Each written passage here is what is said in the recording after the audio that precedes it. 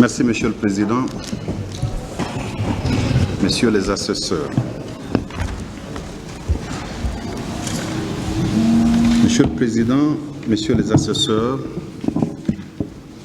pour la suite et la fin de nos réquisitions,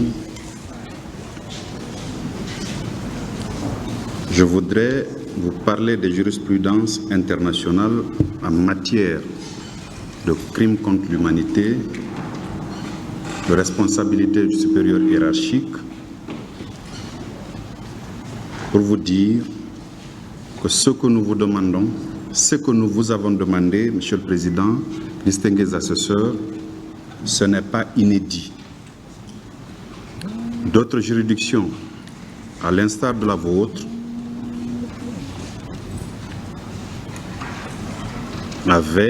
s'étaient penchées sur ces questions-là.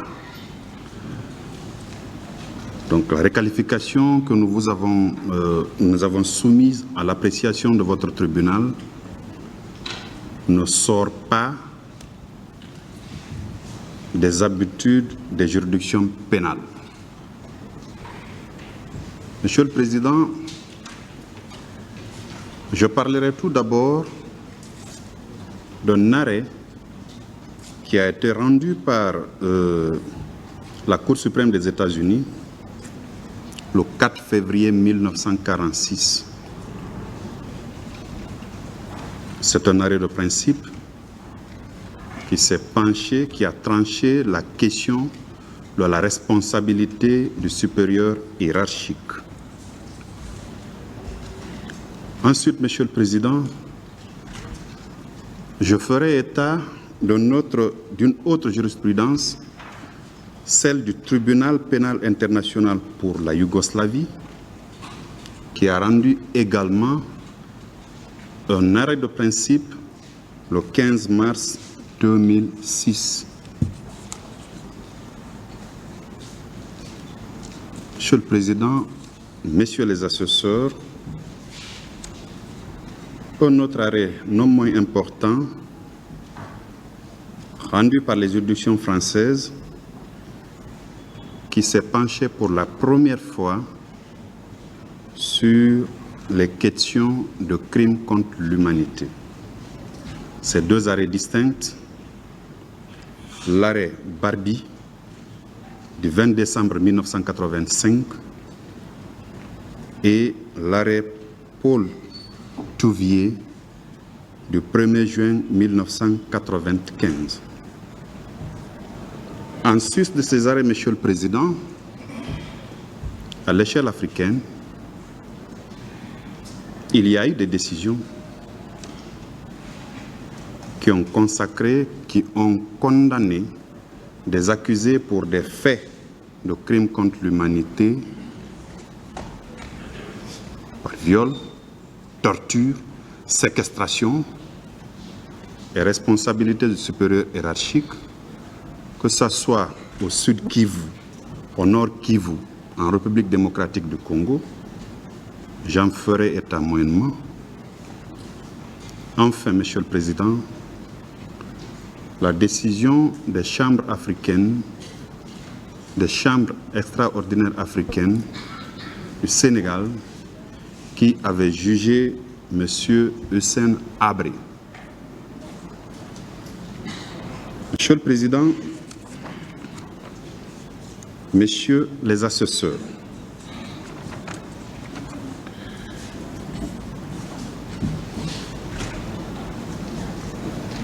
en 1944,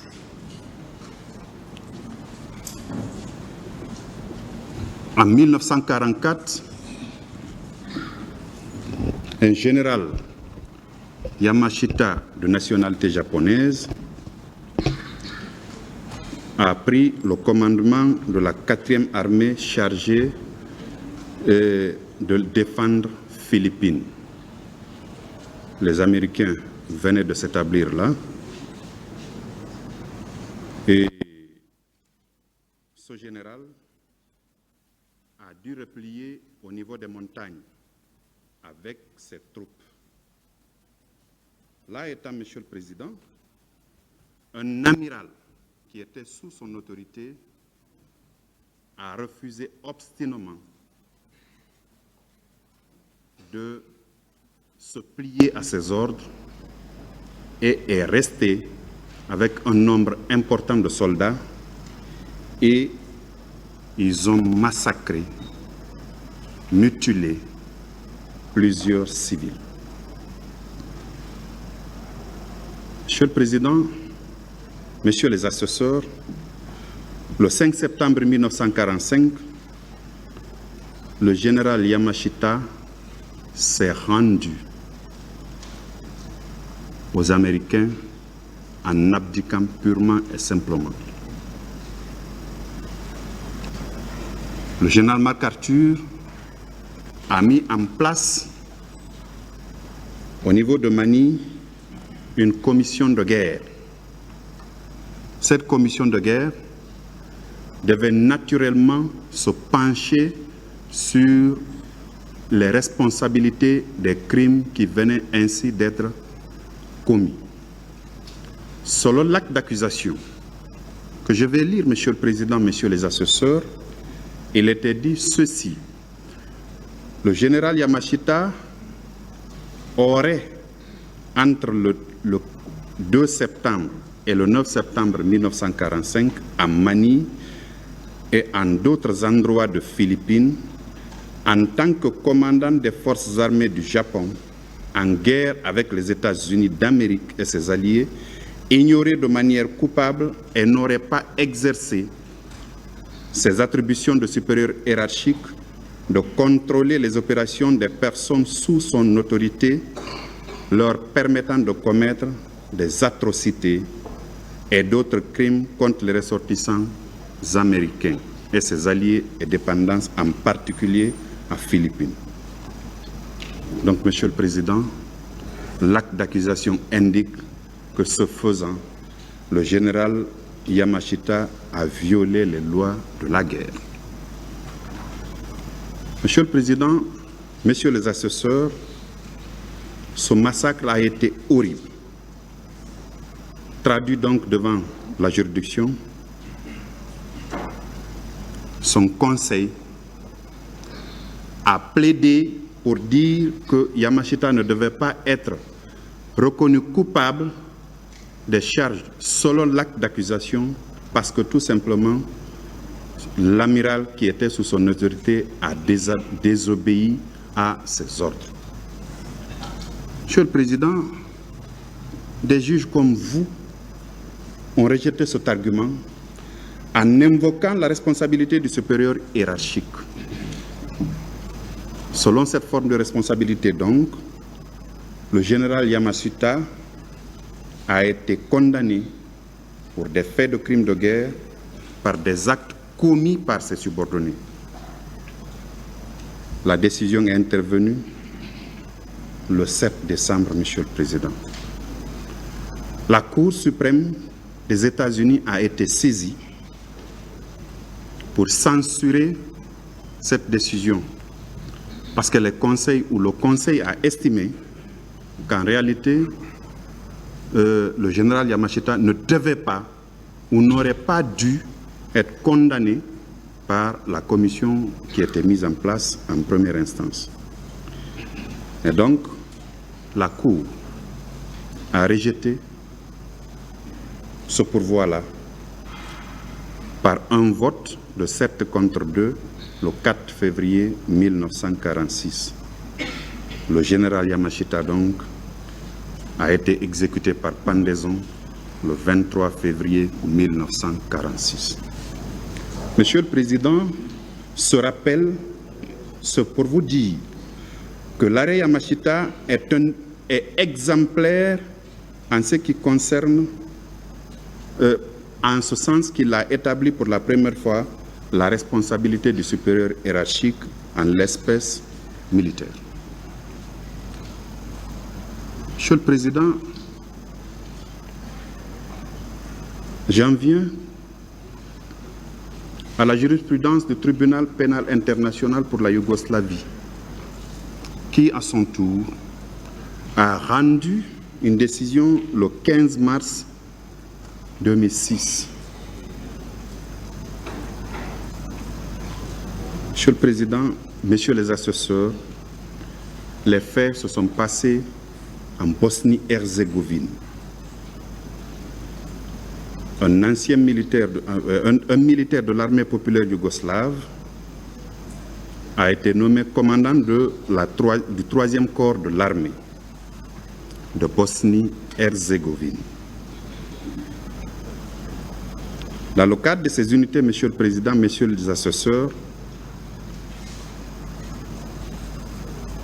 Enver Anjanovic a attaqué les villes et villages principalement habités par les Croates de Bosnie, mais aussi par des civils bosno-serbes. Ces civils ont été victimes de tortures, de détentions arbitraires, d'homicides et de lésions graves. Là aussi, Monsieur le Président, ce général a été traduit devant une juridiction de jugement pour répondre de ces infractions-là. L'acte d'accusation a indiqué que Enver savait ou avait des raisons de savoir que les forces de l'armée de Bosnie-Herzégovine sous son commandement et contrôle effectif étaient sur le point de commettre des infractions ou l'avaient fait et n'a pas pris des mesures nécessaires et raisonnables pour empêcher que ces actes soient commis ou en punir les auteurs. Monsieur le Président, Messieurs les assesseurs, il s'est volontairement rendu le 2 février 2001 et a été transféré le 4 août 2001 au tribunal pénal international pour la Yougoslavie. Monsieur le Président, sa comparution, comme il est de coutume, ses avocats ont plaidé non coupable. Mais la juridiction de jugement, comme la vôtre, a estimé qu'il a toutefois été retenu qu'il n'avait pas pris les mesures nécessaires et responsables pour empêcher les meurtres et autres infractions qui avaient été commises. Donc, Monsieur le Président, ce arrêt aussi s'est penché sur la question de responsabilité du supérieur hiérarchique. Monsieur le Président, Messieurs les assesseurs, que dire des affaires Barbie et Paul Trouvier, respectivement des décisions rendues le 20 décembre 1985 et 1er juin 1995.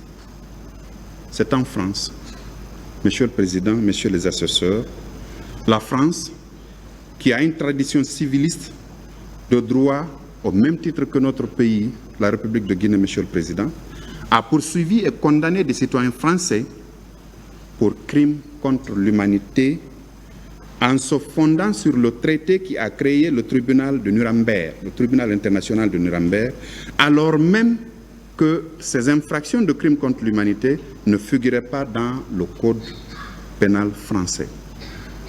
L'argument des juges, Monsieur le Président, Messieurs les assesseurs, a été de dire que le juge, l'un des arguments plutôt a été de dire que le juge pénal français était bien compétent parce que cette responsabilité-là, il fallait la définir.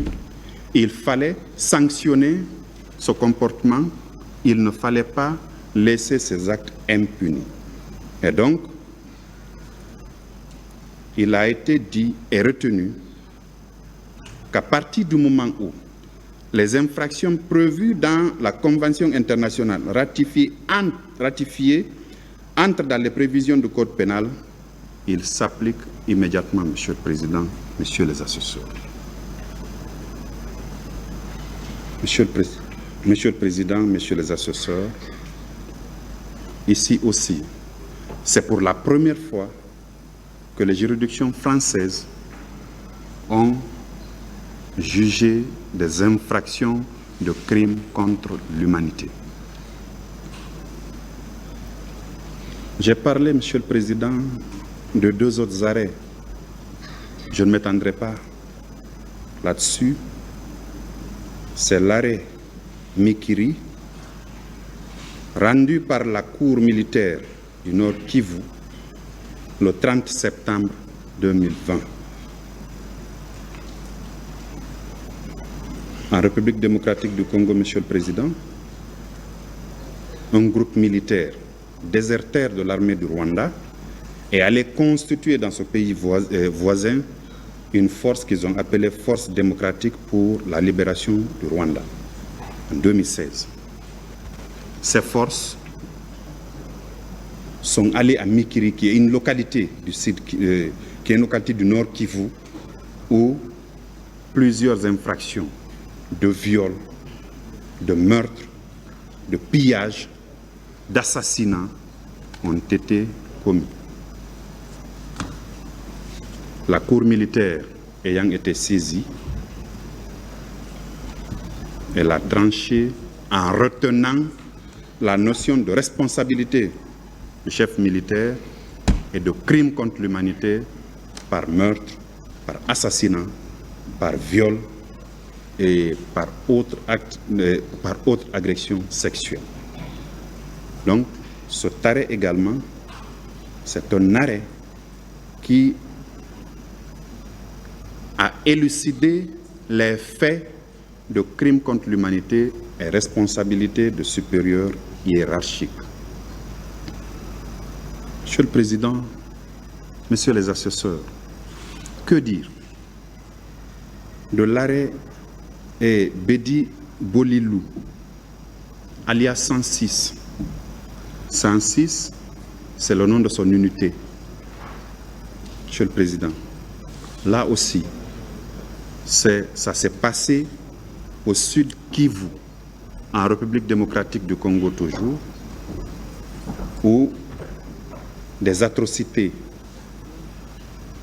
ont été commises, Monsieur le Président, Messieurs les assesseurs, et la Cour militaire a retenu les crimes contre l'humanité pour viol, meurtre et a condamné les accusés à perpétuité.